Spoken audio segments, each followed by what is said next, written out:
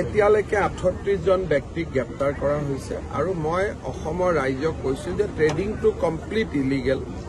কোনো মানুহৰ হাততে এনেকুৱা যাদু নাই যে যোনে 30%, 25% ইণ্টাৰেষ্ট দিব পাৰে। এপৰ জৰিয়তেও হৈ আছে, মেনুৱেলিও হৈ আছে আৰু এই দুইটা বস্তুতে ষড়যন্ত্ৰত নপৰিবলৈ অসমৰ মানুহক মই অনুৰোধ কৰিছো, জমা টকা এনেকে কোনোবাই লৈ যাব এইটো কেতিয়াও গ্ৰহণযোগ্য নহয়। আৰু আপোনালোকে এপৰ মানুহবিলাকক দেখিছে ডুবাইত যোৱা, কৰবাত কেনেকৈ তেওঁলোকে এটা লেভিছ লাইফষ্টাইল তেওঁলোকে মেইনটেইন কৰে। এই টকাবোৰ ক'ৰ পৰা মেইনটেইন কৰে? এই টকাবিলাকে লৈ যায় আৰু শেষত নোহোৱা হৈ যাব।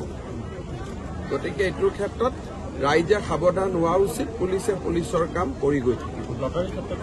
লটাৰীৰ ক্ষেত্ৰত লটাৰীটো ইলিগেল অসমত আৰু লটাৰী ডিল সকলো ক্ষেত্ৰতে আমি ব্যৱস্থা ল'ব লাগে। কিন্তু এটাই পুলিচ কাম গোটেইবোৰ কৰাৰো অসুবিধা কৰি গৈ থাকিব।